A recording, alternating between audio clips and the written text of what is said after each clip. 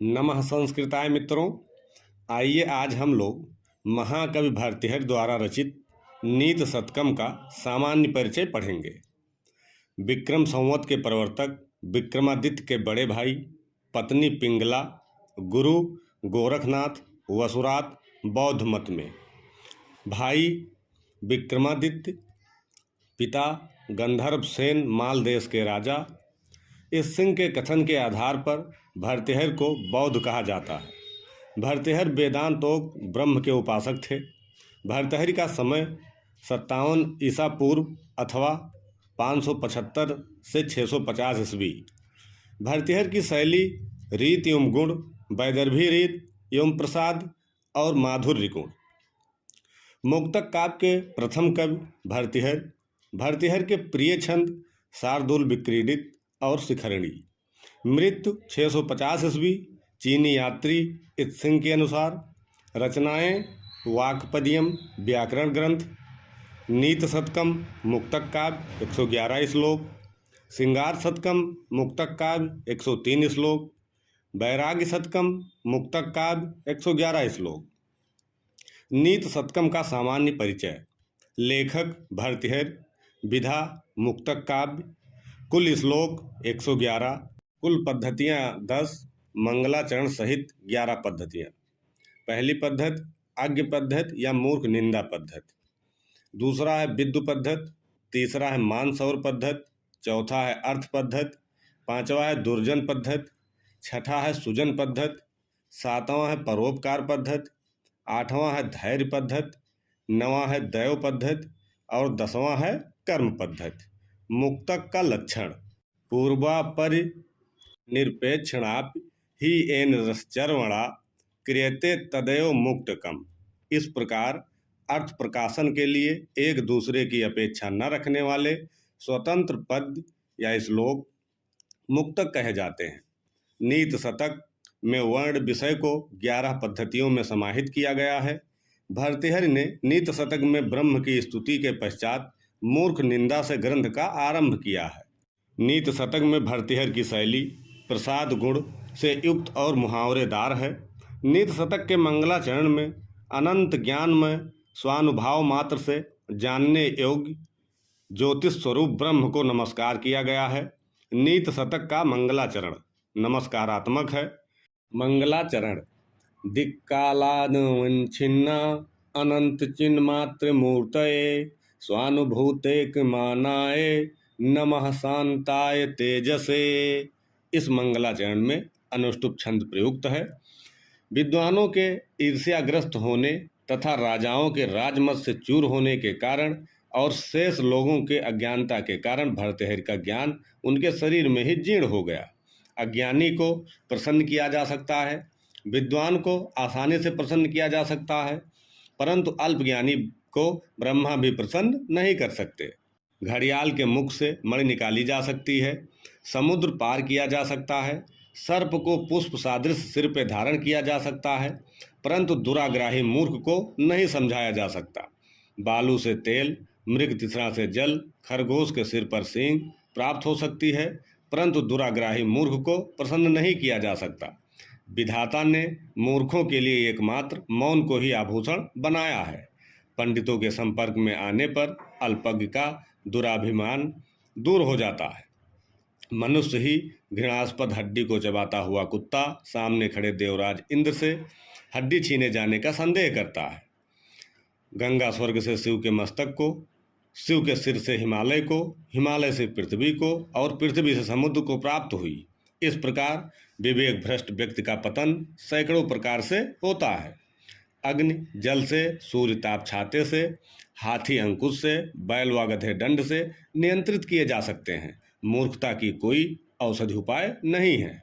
साहित्य संगीत एवं कला से विहीन व्यक्ति साक्षात पशु के समान है। विद्या तप दान ज्ञान शील गुण और धर्म से विहीन व्यक्ति पृथ्वी के भार स्वरूप है और मनुष्य रूप में पशु है। मूर्खों के साथ इंद्र के भवन में रहने की अपेक्षा वनचरों के साथ वन में रहना श्रेष्ठ है। सत्कवियों के अवमानना से राजा की मूर्खता प्रकट होती है। विद्यारूपी धन वाले विद्वान की तुलना कभी राजा के साथ नहीं हो सकती। ब्रह्माहंस के कमल वन में निवास के सुख को नष्ट कर सकता है, परंतु उसके नीर क्षीर विवेक को नष्ट नहीं कर सकता। वाणी यानी विद्या रूपी आभूषण कभी नष्ट नहीं होता और यह सर्वश्रेष्ठ आभूषण है। विद्या ही परदेश गमन पर सर्वश्रेष्ठ धन सिद्ध होती है। यह गुरुओं की भी गुरु है। राजागण विद्या की पूजा करते हैं, धन की नहीं। क्षमा के होने पर कवच की, क्रोध के रहते शत्रु की, बंधुजनों के रहते अग्नि की, अच्छे मृत्यु के रहते औषधि की, विद्या के रहते धन की, लज्जा के रहते आभूषण की तथा कवित्व रहने पर राज्य की कोई आवश्यकता नहीं होती है। बुद्ध की जड़ता को सत्संगत हारती है। सत्संगत कीर्ति को सभी दिशाओं में फैलाती है। सत्संगत मनुष्य का सब प्रकार से हित करती है। तेजहीन होने पर भी आत्मसम्मानित सिंह सूखी घास नहीं खाता। कुत्ता अपने स्वामी के सामने भोजन के लिए दीनता प्रकट करता है, परंतु गजराज सैकड़ों अन्न पर खाता है। उनका जन्म धन्य है जिनके जन्म से वंश का अभ्युदय हो। आयु निश्चित ही तेजस्विता का हेतु नहीं। धन के समक्ष सभी गुण तिनके के समान होते जाते हैं। धनवान ही सभी गुणों वाला माना जाता है, क्योंकि सभी गुण धन में ही शोभा पाते हैं। धन की 3 गतियाँ मानी गई हैं, दान, भोग और नाश। जो न दान देता है और न भोग करता है, उसके धन का नाश हो जाता है। वेश्या की भांति राजनीति नाना रूपों वाली है। राजा को पृथ्वी रूपी गाय को दूहने के लिए प्रजा रूपी बछड़े का पालन करना चाहिए, तभी पृथ्वी कल्पतरु की भांति फलती है। दुर्जन व्यक्ति विद्या से युक्त होने पर भी भयंकर होता है। अल्पकीर्ति के रहते मृत्यु की आवश्यकता नहीं होती। सेवा धर्म कठिन है और यह योगियों के लिए भी दुर्बोध है। सज्जनों की मैत्री दिन के उत्तरार्ध की तरह और दुर्जनों की पूर्वार्ध की तरह होती है। शिकारी मृग का, मछुआरा मछली का, दुर्जन सत्पुरुषों के अकारण शत्रु होते हैं। विपत्ति में धैर्य, समृद्धि में क्षमा, युद्ध में पराक्रम, सभा में वाक्पटुता तथा कीर्ति और वेदशास्त्र में रुचि आदि गुण महापुरुषों में स्वाभाविक होते हैं। सज्जनों के लिए तलवार की धार पर चलने जैसा कठिन सेवा व्रत स्वाभाविक होते हैं। अच्छे आचरण वाला पुत्र, पति का हित चाहने वाली पत्नी, विपत्ति तथा सुख में सम्मान व्यवहार करने वाला मित्र पुण्यवानों को प्राप्त होते हैं। सच्चा मित्र दूसरे मित्र को पाप कर्म से दूर करता है, हितकारी कार्यों में लगाता है तथा छिपाने योग्य बातों को छिपाता है। मनुष्य की 3 कोटियां हैं, नीच, मध्यम तथा उत्तम। नीच विघ्न के भय से कार्य आरंभ नहीं करते। मध्यम आरंभ करते हैं परंतु विघ्न आने पर छोड़ देते हैं, परंतु उत्तम व्यक्ति विघ्नों के आने पर भी कार्य को पूरा करते हैं। मनस्वी कार्यार्थी सुख दुख की परवाह नहीं करते। धैर्यवान पुरुष न्यायोचित मार्ग से एक कदम भी विचलित नहीं होते। धैर्यशाली पुरुष इस संपूर्ण त्रिलोक को जीत लेता है। सभी आभूषणों का कारण शील यानी सदाचार है और यही सर्वोत्कृष्ट आभूषण है। भाग्य ही एकमात्र आश्रय है, पौरुष को धिक्कार है। भाग्य ही सबसे बलवान है।